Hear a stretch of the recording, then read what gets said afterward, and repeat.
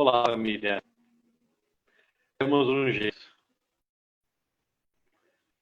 Conseguimos aí de uma forma. Igual na quinta-feira que a gente faz com o Zoom, a gente vai fazer aqui pelo, pelo Zoom e o Márcio está ajudando a gente lá jogando no Instagram, tá bom? A interatividade vai continuar da mesma forma. Vocês podem mandar as suas perguntas pelos comentários, tá bom? Eu peço desculpas. A gente tenta resolver da melhor maneira que dá. Tem um probleminha aqui, acho que no meu celular. Agora, se Deus quiser, vai dar tudo certo. Estou ouvindo aí?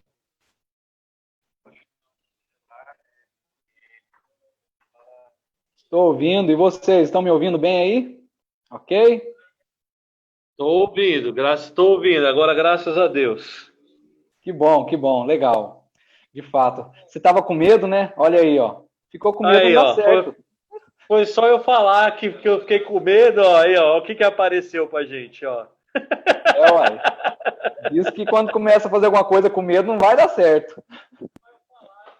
Ainda bem que você vai falar sobre o medo hoje, Renê. Pois Antes de é. mais nada, vou pedir para você fazer uma oração para a gente. E aí, Sim. depois da oração, você traga a mensagem hoje à noite, tá bom?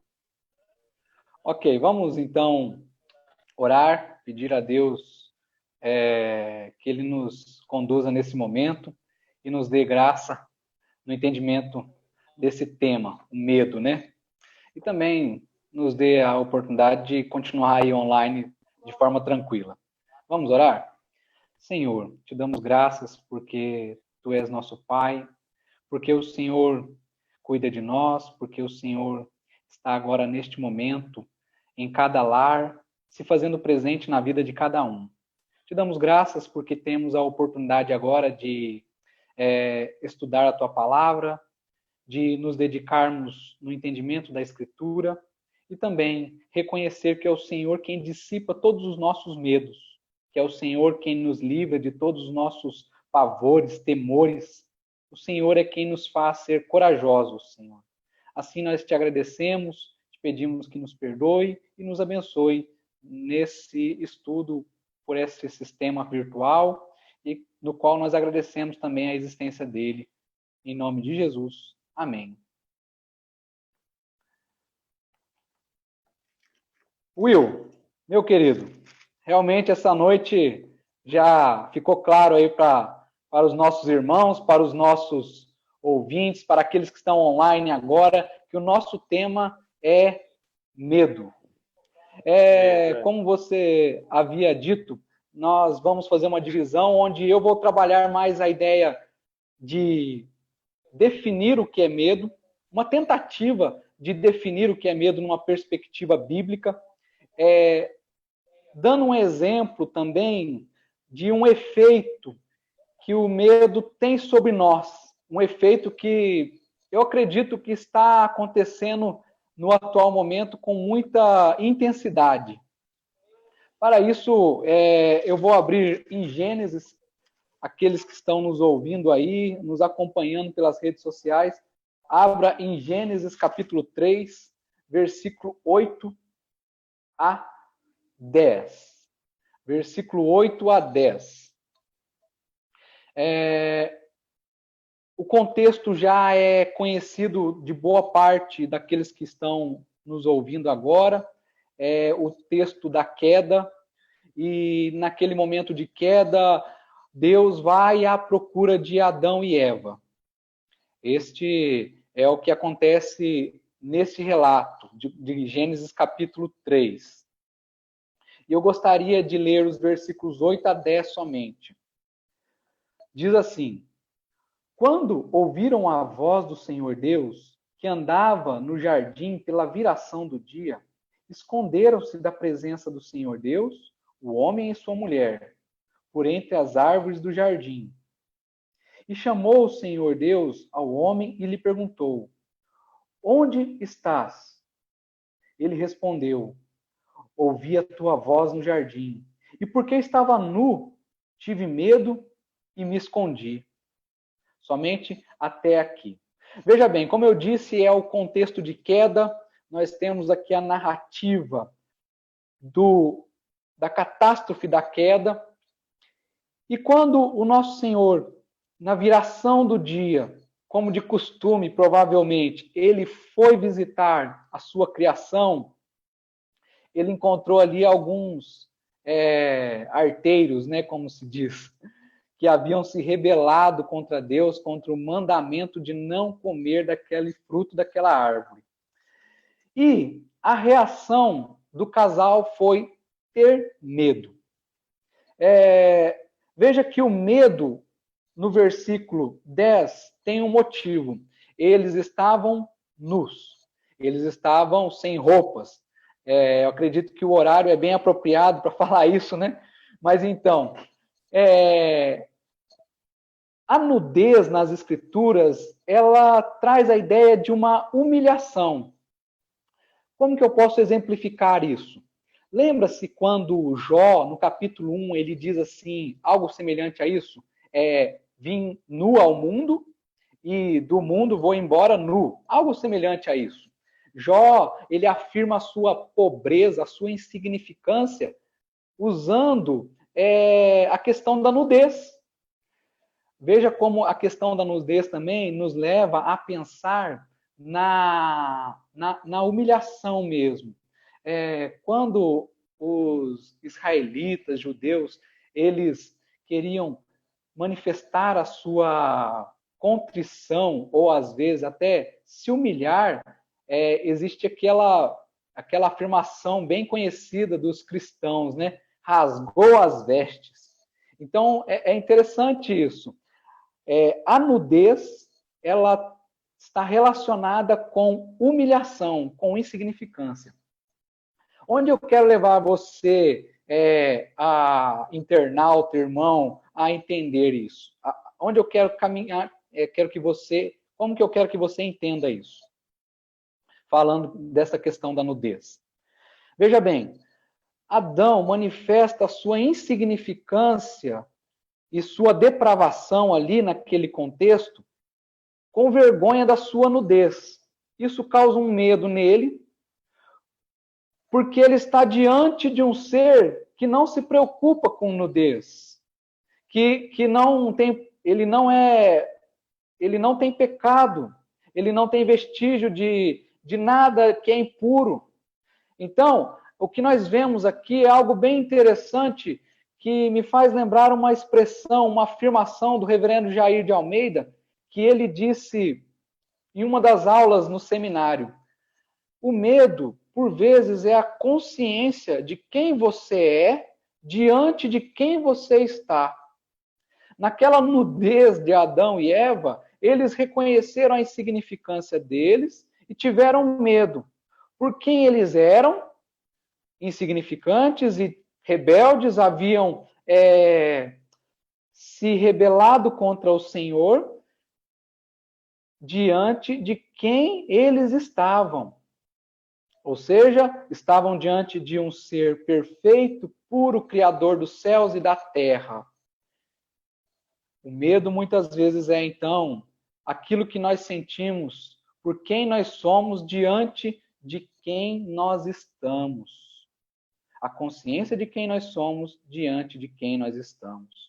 Quantas vezes a situação se torna uma situação tão caótica, René, tão gigantesca. Desculpa Oi, pode interromper. É só deixar Sim. uma coisa destacada aqui.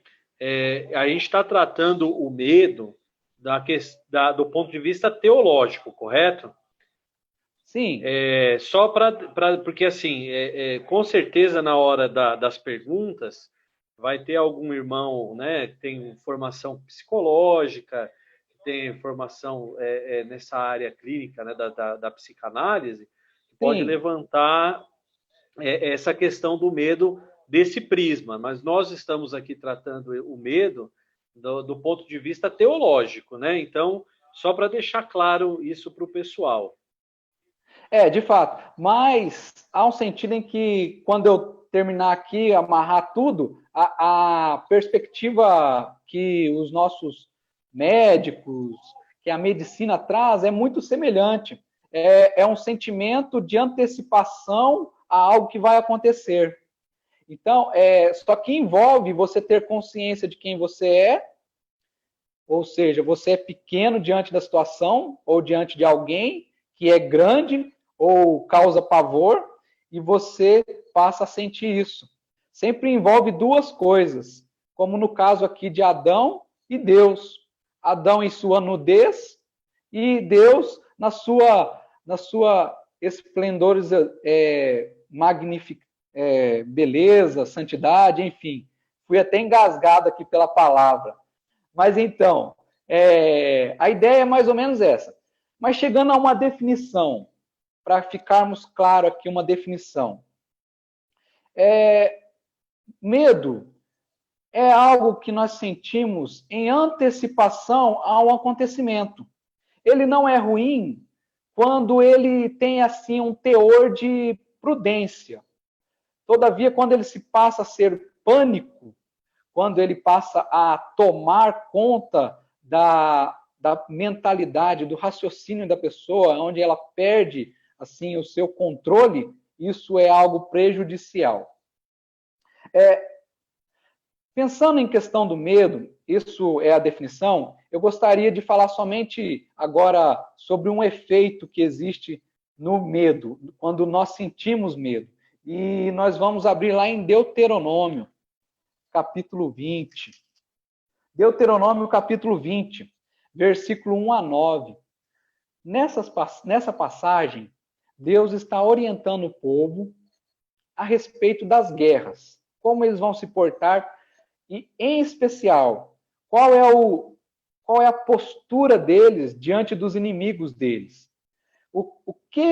Como eles vão se comportar diante dos inimigos. Veja bem o que está escrito, versículo 1 a 9. Capítulo 20 de Deuteronômio. Quando saíres a peleja contra os teus inimigos, e vires cavalos e carros, e povo maior em número do que tu, não os temerás, pois o Senhor teu Deus, que te fez sair da terra do Egito, está contigo. Quando vos chegardes a peleja, o sacerdote se adiantará e falará ao povo, e dir-lhe-á: ouve, ó Israel, hoje vos achegais a peleja contra os vossos inimigos. Que não desfaleça o vosso coração, nem tenhais medo, não tremais, nem vos atemorizeis diante deles. Pois o Senhor vosso Deus é quem vai convosco a pelejar por vós contra os vossos inimigos para vos salvar. Os oficiais falarão ao povo dizendo: qual o homem que edificou casa nova e ainda não a consagrou? Vá, torne-se para casa, para que não morra na peleja, e outrem a consagre. Qual homem que plantou uma vinha e ainda não a desfrutou? Vá, torne-se para casa, para que não morra na peleja, e outro a desfrute. Qual homem que está desposado com alguma mulher e ainda não a recebeu? Vá, torne para casa, para que não morra na peleja, e outro homem a receba. E por fim ele diz assim: e continuarão os oficiais a falar ao povo, dizendo: qual o homem medroso de coração e de coração tímido? Vá, torne-se para casa. Olha o motivo: para que o coração dos seus irmãos não se derreta como o seu coração. Aqui, o coração derretido de um derrete o coração de outro, né? Então, o que acontece? O medo é altamente contagioso. Além de ser um sentimento que acontece quando nós nos deparamos com uma situação que é maior que nós, ou nós imaginamos que seja maior, além disso, as pessoas à nossa volta, elas também ficam com medo. E não precisa dar muitos exemplos do tempo em que nós estamos vivendo, de como o medo de um afeta muitas pessoas. Então, esse risco, esse fator que acontece no medo é algo que eu gostaria de chamar a atenção dos irmãos hoje, de todos que estão nos ouvindo, como algo que devemos tomar cuidado, uma palavra de prudência. O seu medo pode estar atingindo outra pessoa. E pode também não estar agradando a Deus. Então, a minha palavra é essa. Medo, meus irmãos, é aquilo que nós sentimos em antecipação a algo que nós não esperávamos, ou algo que é maior do que nós, ou uma consequência de algo que nós fizemos errado. Enfim, nós vamos sofrer por algo e nós já passamos a sofrer com antecipação quando nós estamos sentindo medo. Isso afeta todos à nossa volta. Eu acho que ficou um pouco claro aí, espero ter sido claro. Will, alguma palavra? O que você tem a ponderar aí, meu irmão? Agora a gente vai abrir para os momentos de perguntas e respostas, né? Enquanto o pessoal está se preparando para mandar as suas perguntas, talvez demore um pouquinho até eu receber, porque a gente está fazendo pelo Zoom e eu estou com retorno no Instagram, tem um pouquinho de delay. Mas pode ir mandando aí suas perguntas, tá bom? Eu vou começar com uma questão aqui da minha parte. Então, o medo, nesse ponto que você falou, ele está muito relacionado também à ansiedade, correto? A gente se preocupa com alguma coisa que pode ser que aconteça. Por exemplo, um dos medos mais clássicos, usando esse exemplo, é o medo da morte, né? Muita gente tem o medo de morrer, né? Eu tenho para mim que a pessoa não tem medo de morrer, ela tem medo de para onde vai depois que morre. Né? Esse é o medo maior da pessoa, não é nem de morrer somente. Mas eu gostaria que você falasse sobre isso. Está ligado à ansiedade? Legal. Enquanto eu estudava para essa live, realmente eu percebi ali uma ligação bem íntima com a questão da ansiedade, né? Eu acredito que o medo, ele vem antes da ansiedade, ele é como se fosse um gatilho para a ansiedade.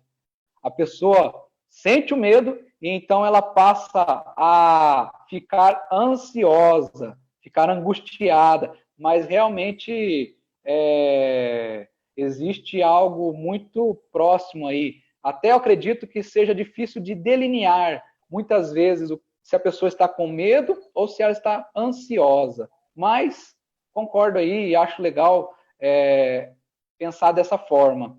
Não só acho legal, como acredito que é o que nós vemos, né? Uma ligação entre esses dois sentimentos, medo e ansiedade.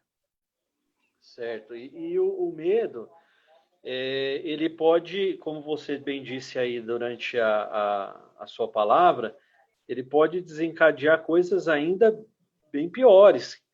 Pânico, né? Depressão, esse tipo de sentimento, né?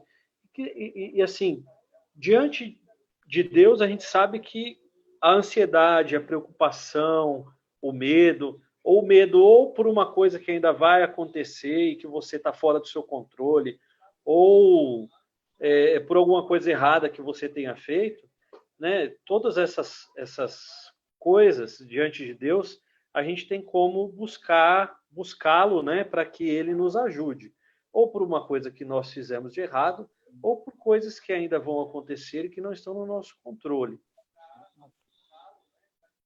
De fato, de fato. A questão do medo também, a gente tem que levar em consideração que ele não é totalmente ruim. É bom, como eu falei, uma palavra de prudência, que o medo, ele, em certo sentido, ele é algo que ocorre em nós para evitarmos algo pior, né? E eu acredito que medo também, dependendo do medo, não é pecado. Porque se você tiver medo de Deus, isso é bom. Porque temer a Deus não seria algo saudável. Pelo contrário, é algo bom. Se nós temêssemos mais a Deus, quem sabe pecaríamos menos, né? Deus é bom, mas é justo, né? Então a gente tem que ter essa prudência aí, né? Bom, a gente não, aqui pelo Instagram, nós não estamos recebendo muitas perguntas aí nessa primeira parte, nessa primeira etapa. Legal. Então eu vou aguardar aí mais uns 2 minutinhos, quem sabe, né, enquanto a gente se despede do Renê. Se entrar alguma pergunta, eu repasso para você. Caso não entre, a gente já vai passar para o seminarista Lucas. Então, Renê, gostaria que você se despedisse dos nossos irmãos que estão acompanhando e vão acompanhar depois. E se chegar alguma pergunta aí, a gente repassa para você. Ok, Opa, peraí, chegou. Opa! Chegou. Aí, Ai. o Jeff Andrade, lá de Cidade de Pava, ele manda pra gente aqui, ó, a pergunta: medo é o mesmo que temor?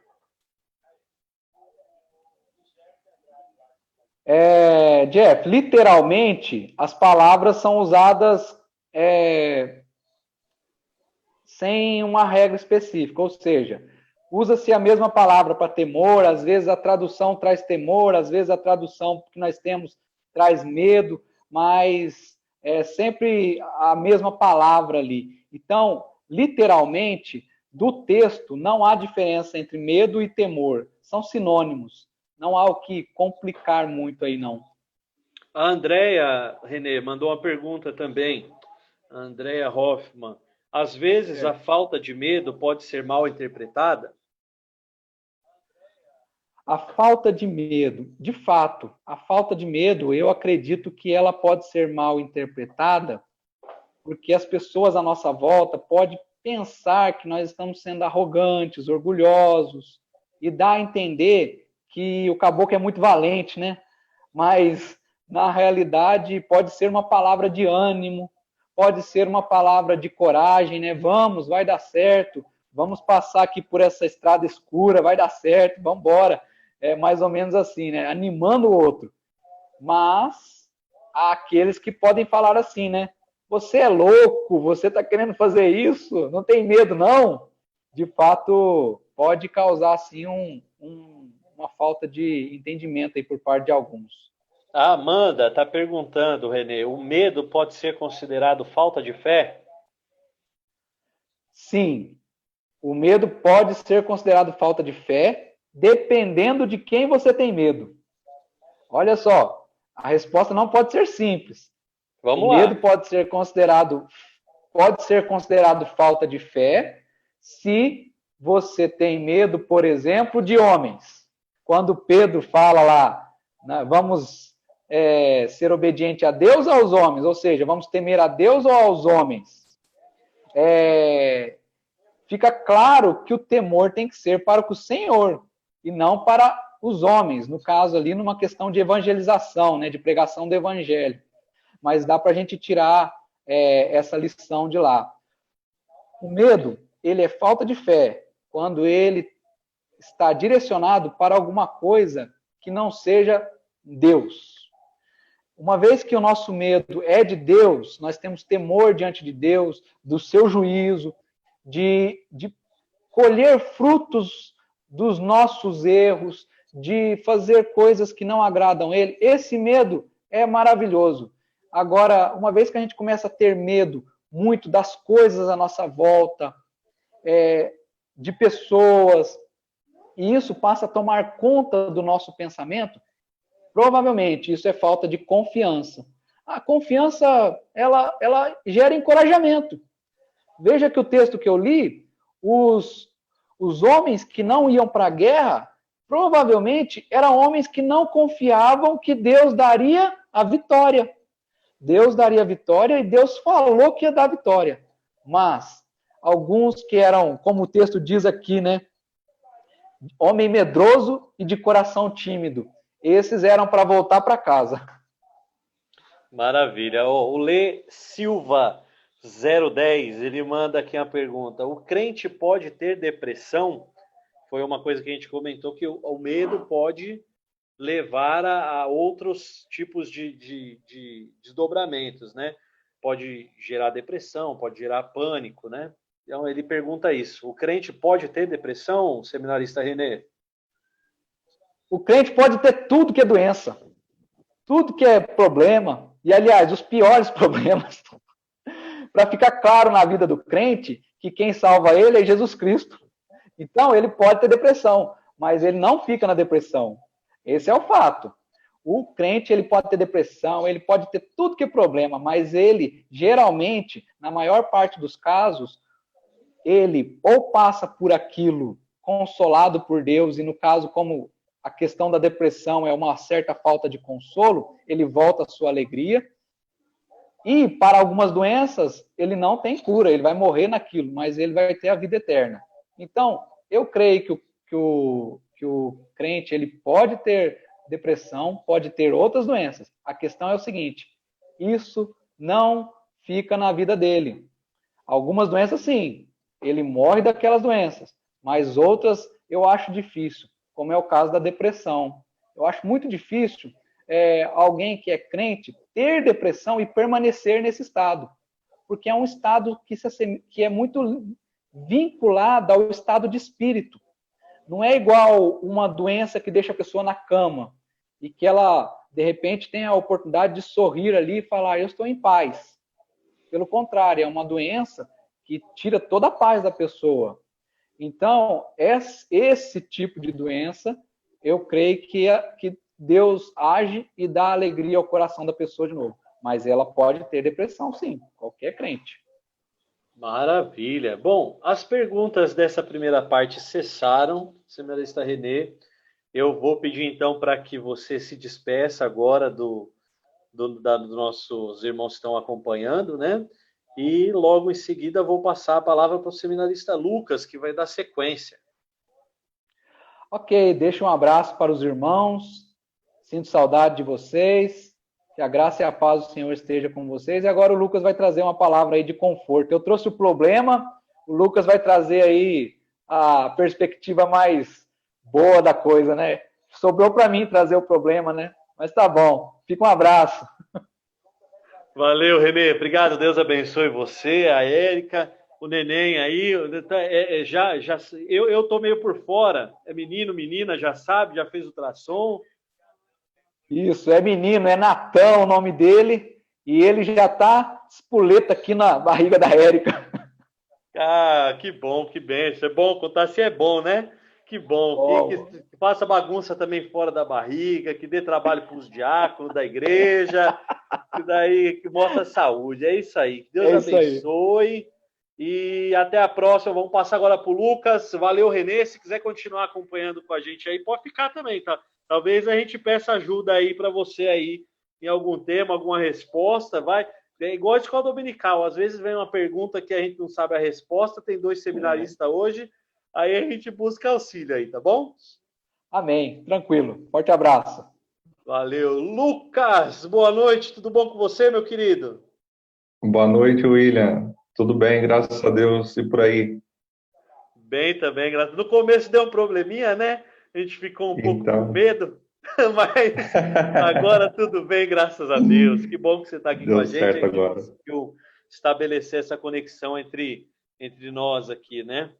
Que É verdade. glória a Deus, porque a tecnologia ela serve para nos abençoar, né? Se a gente saber como usar, a gente consegue ser abençoado por ela também. Fique à vontade para trazer a sua saudação aí quem está assistindo a gente. E logo em seguida, fique à vontade para trazer a solução do problema, como o Renê disse. Tá certo, então. Cumprimento, então, a todos os nossos irmãos da família Monte Sião que estão nos acompanhando, com a graça e a paz do nosso Deus. Nós vamos ver agora como enfrentar, então, os nossos medos à luz da palavra de Deus, porque nós entendemos que somente Deus ele pode dar a solução permanente para os medos. Só Ele pode retirá-los da nossa mente e do nosso coração. E para isso, nós vamos ler alguns textos, analisar alguns textos da palavra, e eu gostaria de começar com o primeiro que está lá em Isaías 43, 1 e 2, que diz assim: Mas agora assim diz o Senhor, que te criou, ó Jacó, que te formou, ó Israel. Não temas, porque eu te remi, chamei-te pelo nome, tu és meu. Quando passares pelas águas, eu serei contigo. Quando pelos rios, eles não te submergirão. Quando passares pelo fogo, não te queimarás, nem a chama arderá em ti. Então, o primeiro passo para que os nossos medos eles sejam silenciados é na direção de termos a consciência de quem é o nosso Deus. E o texto aqui nos dá muitas informações sobre isso. Nosso Deus é aquele quem nos formou, é o nosso Criador. Além de criar o homem, ele criou todo o cosmos, todo o universo. Isso significa que o Deus a quem nós cremos e servimos, ele é muito poderoso.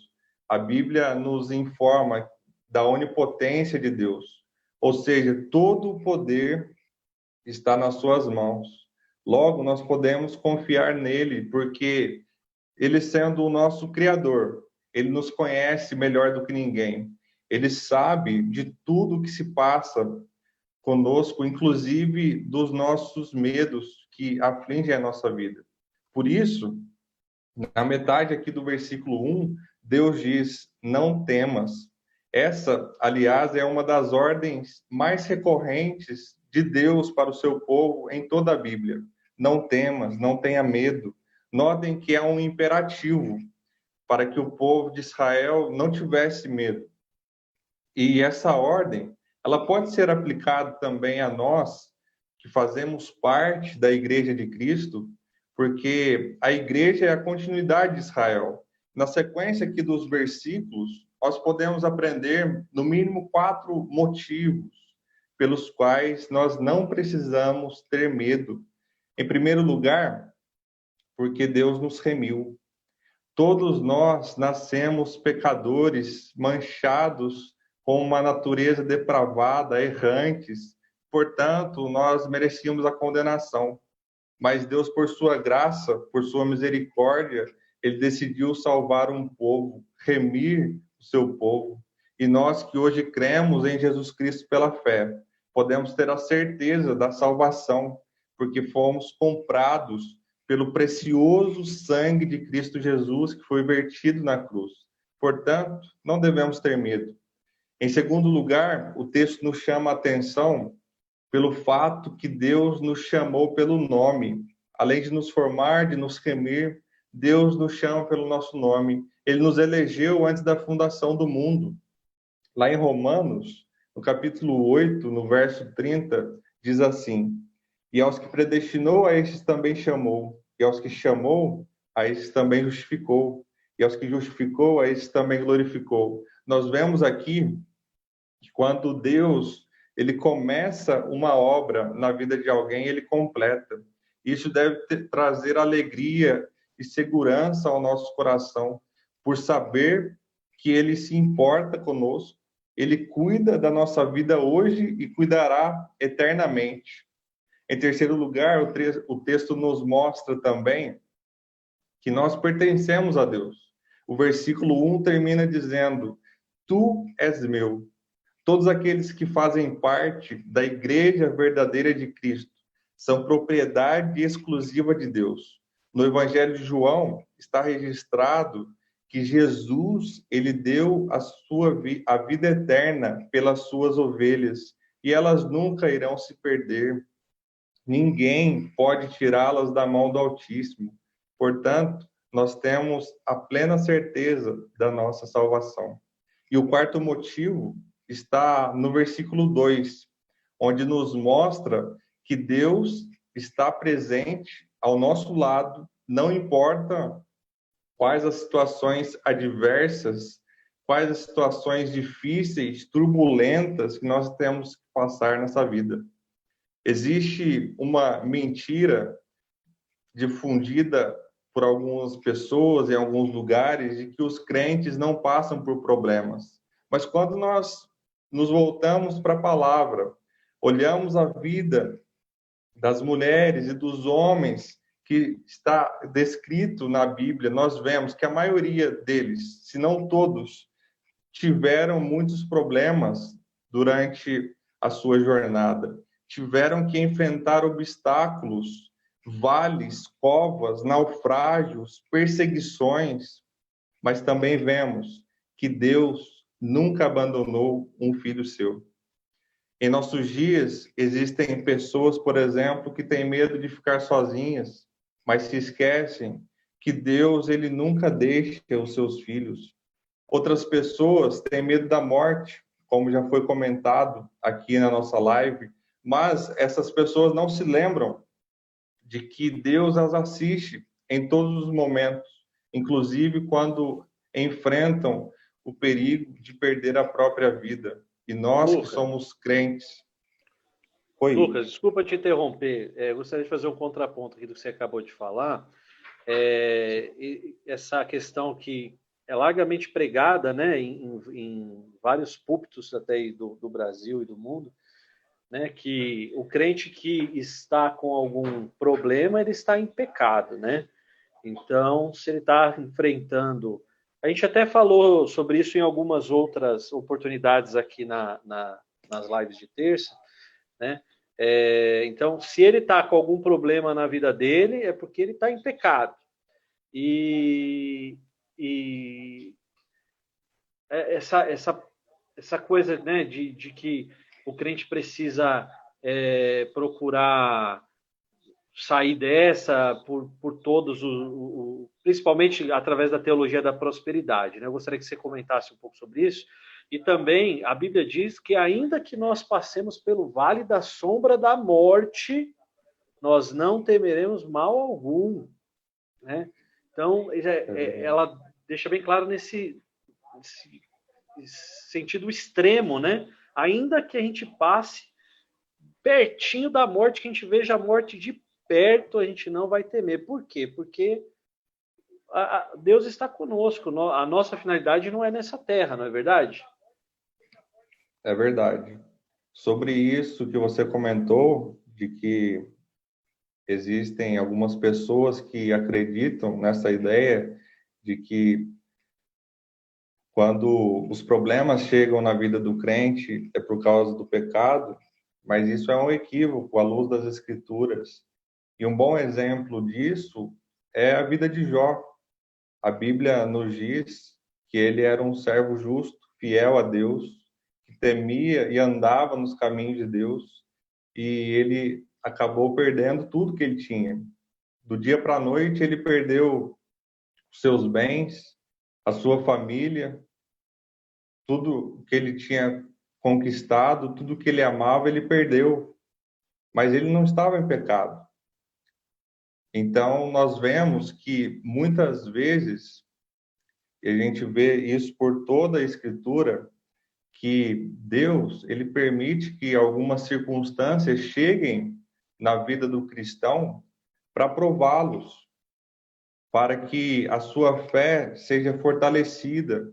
E às vezes a gente não entende mesmo por que certas coisas acontecem conosco. Mas Deus está dirigindo toda a história e ele permite que a gente passe por alguns problemas na nossa caminhada cristã, com o objetivo de que a gente amadureça na fé, que a gente passe a depender mais dele em todas as circunstâncias. E esse texto que você citou, do Salmo 23, no versículo 4, é excelente sobre esse tema que nós estamos tratando. Nós vemos que Davi, ele tinha plena confiança em Deus. Ele sabia que ainda que ele passasse por um vale tenebroso, um vale de morte, ele não ia temer mal nenhum. Por quê? Porque o Senhor estava com ele. Davi, ele tinha a convicção de que Deus era o seu porto seguro, a sua rocha firme, e sustentaria ele com o seu bordão, com a sua vara. Em Deuteronômio 31, no versículo 8, diz algo semelhante. Diz assim: o Senhor é quem vai adiante de ti, ele será contigo, não te deixará, nem te desamparará. Não temas, nem te atemorizes. Então nós vemos constantemente, voltando para o nosso tema principal, que é do medo, que Deus, ele nos orienta por várias vezes a não temermos. Saber e relembrar dessas verdades, que Deus nunca nos abandona, do seu poder, que ele nos ama, nos ajuda muito na luta contra o medo. Portanto, este é um excelente começo para nós tratarmos biblicamente dos nossos medos. Mas, infelizmente, por causa das nossas fraquezas pessoais e dos nossos pecados, hora ou outra, nós olhamos mais para as circunstâncias que nos trazem medo do que para o próprio Cristo. Isso aconteceu com Pedro, naquele episódio em que os discípulos estavam no barco e Jesus apareceu andando sobre as águas. Lá em Mateus 14, 26 a 31, nos falam o seguinte: e os discípulos, ao verem-no andando sobre as águas, ficaram aterrados e exclamaram: é um fantasma! E todos, tomados de medo, gritaram.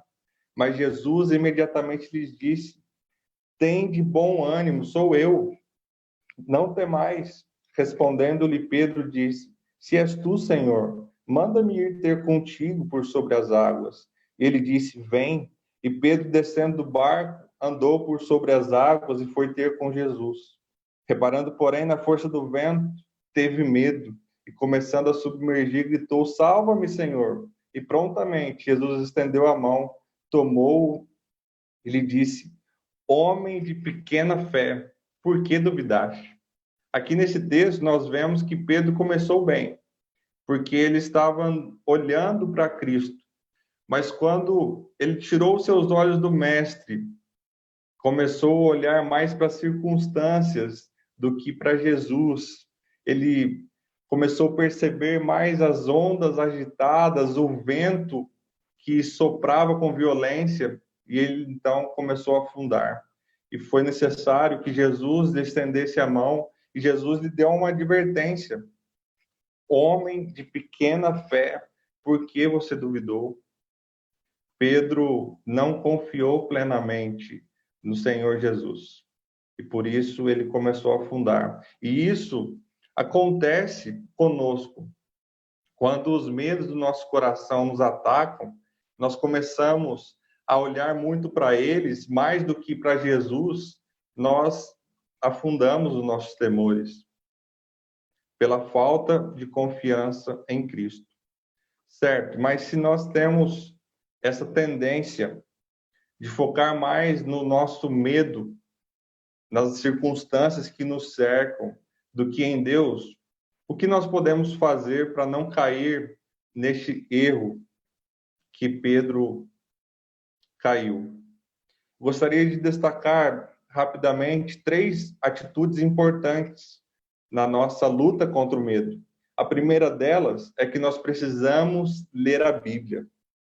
Lá no Salmo 119, 105, diz: lâmpada para os meus pés é a tua palavra e luz para os meus caminhos. Muitos cristãos estão vivendo hoje no escuro, estão perdidos. Parece que a sua jornada está cheia de neblinas, porque eles deixaram de lado a palavra. Eles deixaram de ler e meditar nas palavras de vida que Deus nos revelou em sua Bíblia. Sem ler a palavra, é certo que nós ficaremos muito mais vulneráveis aos medos, porque nós não seremos alimentados pelas palavras de Deus, que trazem segurança, confiança ao nosso coração. Não estaremos preparados para agir com sabedoria diante das dificuldades. Nós corremos o risco, sem ler a Bíblia, de esquecer das promessas de Deus, de nos esquecer da grandeza do nosso Deus e da nossa pequenez, nos esquecer que nós dependemos inteiramente do nosso Deus. A segunda importante atitude na luta contra o medo é a oração. Nós precisamos estar em constante oração, conversando com o nosso Criador e Pai, abrindo nosso coração para Ele, pedindo a sua ajuda, o seu socorro, assim como muitos salmistas fizeram. Por exemplo, lá no Salmo 34, no verso 4, o salmista diz assim: busquei o Senhor e Ele me acolheu, livrou-me de todos os meus temores. O Senhor está com seus ouvidos atentos às nossas orações. Em toda a Bíblia nós vemos o povo orando e Deus respondendo, mas vale ressaltar aqui que nem sempre Deus responde como e quando nós queremos. Às vezes, a sua resposta se dá pelo silêncio. que não significa que ele está distante ou que ele está desinteressado nas nossas orações. Na verdade, Deus nos ensina muitas lições através do silêncio. O fato é que nós precisamos orar constantemente, não só pedindo a Deus, mas também agradecendo Ele por tantas bênçãos que Ele nos dá.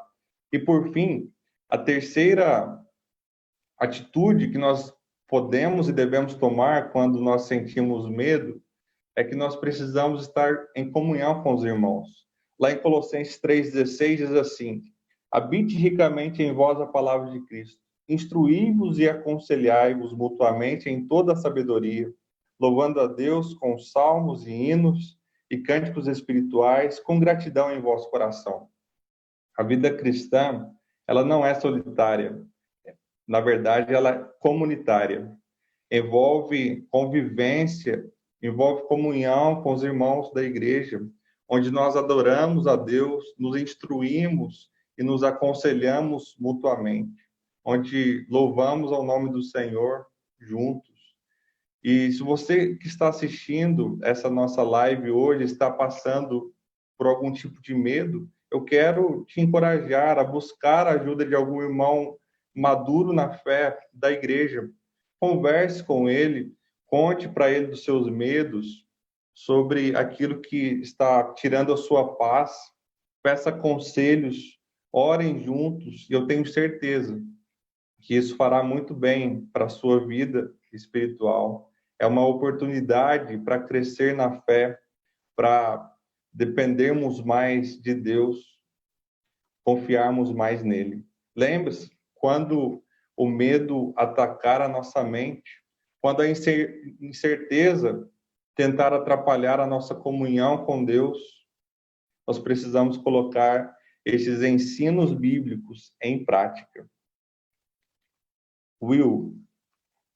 Oi, Lucas. É com você aí agora.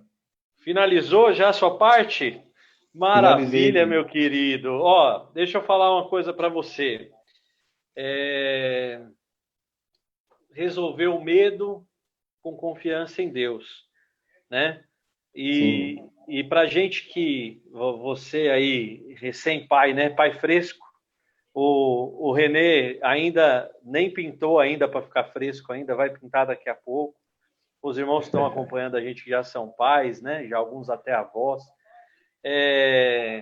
Como que a gente confia em alguém se a gente não conhece, né, Lucas? A gente não tem confiança em quem a gente não conhece. Ah, não, mas eu conheço Deus. Eu não conhecer no sentido de você ter uma relação com Deus, né? Não de ouvir falar, mas de com Ele andar. Então, por isso que é importante você ler a Bíblia, você oração, você está em sintonia com aqueles que estão fazendo isso, que são os nossos irmãos. Então, se você tem medo, mas precisa confiar em Deus, como é que você vai confiar em quem você não conhece? O filho, quando tem medo à noite, levanta da cama que teve pesadelo, está com medo do escuro, está com medo da porta do armário, ele vai correndo direto na cama do pai e da mãe, porque conhece, né? Está livre, convive todo dia. Então, meu irmão, você precisa conhecer o seu Deus criador, o seu pai, aquele que está contigo do seu lado, né? Igual Pedro aí. Eu não vou ficar refalando tudo que o Lucas já falou, porque não tem sentido, ele falou muito bem. Então, meu irmão, leia a Bíblia, faça oração e viva em comunhão, né, com Deus através dessas duas ações e com os seus irmãos. Vamos abrir então para perguntas e respostas. Enquanto isso, né, aguardar aqui os irmãos encaminharem suas perguntas. Lucas, se você quiser comentar isso que eu acabei de dizer, fica à vontade. Certo, William. Exatamente isso. Nós não podemos confiar em Deus se nós não nutrimos o nosso relacionamento com Ele. E é extremamente importante a gente buscar conhecê-lo cada vez mais. Tem aquela velha história que diz que se nós amamos a Deus, mas não temos o interesse de saber qual é a sua vontade que está revelada na palavra, tem algo muito errado, tem algo que precisa ser mudado. E alguém que diz que ama a Deus, que conhece ao Senhor, mas também não ora, também tem algo errado. Esse cristão, ele precisa rever a sua vida. Igualmente com a comunhão dos irmãos. Todo cristão, ele deseja, anseia em estar reunido em comunhão com os irmãos da igreja. E a Bíblia está repleta de textos nos levando a isso, a comunhão, a oração e a leitura da palavra. E se nós não colocarmos em prática isso, vai ser muito difícil a gente vencer os medos que atacam o nosso coração. É uma estratégia, Lu, enquanto não chega nenhuma pergunta, eu vou conversando com você aqui, tá? A gente tem 8 Tá minutos. joia? Então, você que não mandou, você tem poucos minutos para mandar a sua questão aí, tá? Que a gente vai finalizar dentro de 5 minutos aí a nossa live. Aquela estratégia do adolescente, né, do jovem, ele se sente mais confiante quando ele está em grupo, né? A famosa galera. Quando ele está sozinho, ele é meio covarde, tem medo das coisas. Agora, quando ele está em conjunto, né, com aquela turminha, ele fica mais confiante, ele se sente mais à vontade. Não sei se você concorda comigo, a gente pode usar essa analogia aí. O cristão, o crente que ele está na amizade com as pessoas da igreja, em sintonia com os irmãos e comunhão com os irmãos, ele também está mais fortalecido, né? Com certeza, William.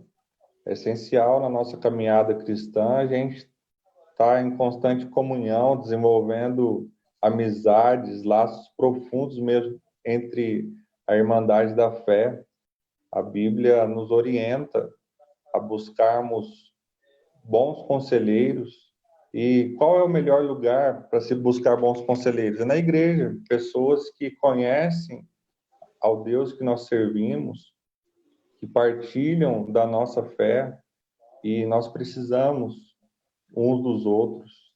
O cristianismo é uma religião de comunhão uns com os outros, e juntos nós podemos adorar a Deus no nosso culto, embora nesse momento agora de pandemia nós estamos incapacitados, impedidos de estar fisicamente, mas nós espiritualmente estamos em comunhão.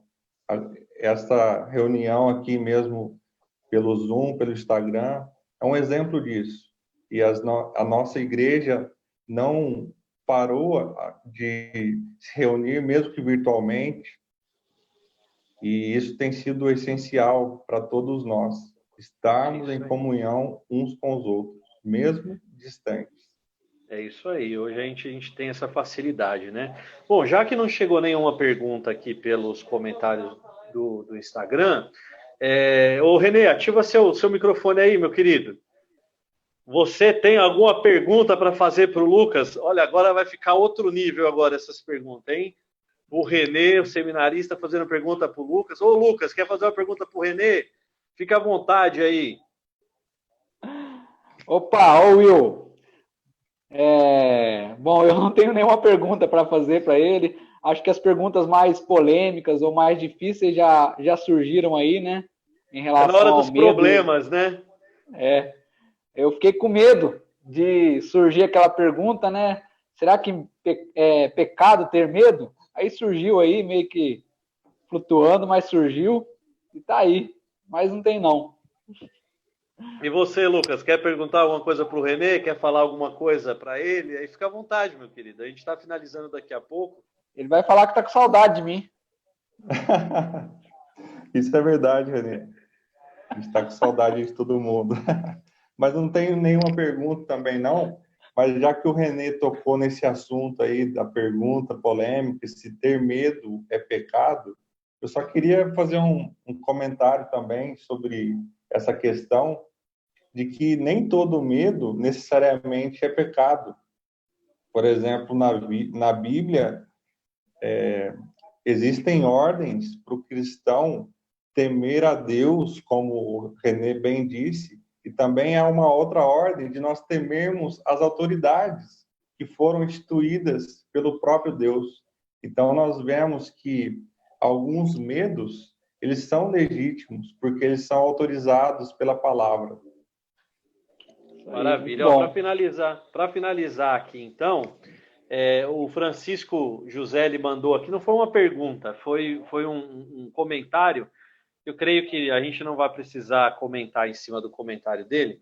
Ele falou assim, eu tenho vencido muitos medos, tenho tido muitas vitórias, entregando tudo nas mãos de Deus e confiando e não duvidando que Ele pode nos ajudar a resolver acho que o que nos traz o medo, né? Ele colocou de uma forma aqui que não deu para entender o final, mas ele disse que ele tem tido muitas vitórias aí entregando e confiando nas mãos de Deus. Amém, meu irmão. Que possamos todos nós estar fazendo isso. Para finalizar, ó, a dona Socorro pediu para mostrar o Caleb aí, ó. Tá fácil aí, tá dormindo o garoto? Tá, como é que tá? Tá em condições de aparecer o menino? Ele tá dormindo, irmão. Ih, dona Socorro, vai ficar para depois. Ô, Lucas, faz um vídeo dele depois, então manda para a gente colocar lá no grupo da igreja, tá bom? O pessoal matar a saudade da família. Estamos orando por você, pela sua família, Amém. pelo Caleb. Aí a gente sabe, tá marcada a cirurgia dele, né? Todo mundo sabe, não sei se é um tema que não pode tocar ou não, mas creio que toda a igreja está orando por vocês, pela cirurgia dele. Eu acho que já foi marcada a data da cirurgia, não é isso? Sim, já foi marcado. Vai ser dia 3 de agosto. Nós só É um dia bom esse dia, hein? Esse dia é um dia bom, viu? Por quê? É meu aniversário, pô. Oh, maravilha. Vamos estar orando aí pelo Caleb, pela vida dele, para que Deus abençoe essa cirurgia, para que corra tudo bem. E Amém. Que ele continue abençoando a vida do Caleb, como a gente já tem certeza que ele está. Eu gostaria de agradecer Amém. A participação de todos que nos assistiram, a participação do seminarista Lucas, a participação do seminarista René e a participação também do Márcio, que salvou a transmissão de hoje. Né? O Marcião, aparece aí, Márcio, dá tchau, Márcio. Ativa aí seu mic aí, fala com o pessoal. Ô, pessoal. Valeu, hein, Márcio. Deus abençoe. Valeu, amém. Obrigado, viu, meu querido? Ore pela vida dos irmãos que têm aí se desdobrado para que nós continuemos abençoando aí a vida de vocês através da palavra de Deus, os irmãos que estão falando, os irmãos que estão intermediando. Que Deus abençoe a vida de todos vocês. Nós vamos subir esse bate-papo, essa conversa que nós tivemos sobre o medo e a confiança em Deus, lá no YouTube também, tá bom? Para ficar disponível para quem não acompanhou, acompanhe lá depois das 24 horas que sair do Stories. Família, Deus abençoe todos vocês. Sou Eder Monticião. Quinta-feira estamos de volta com o reverendo Carlos Alves. Deus abençoe sua vida, um bom descanso para você e até mais.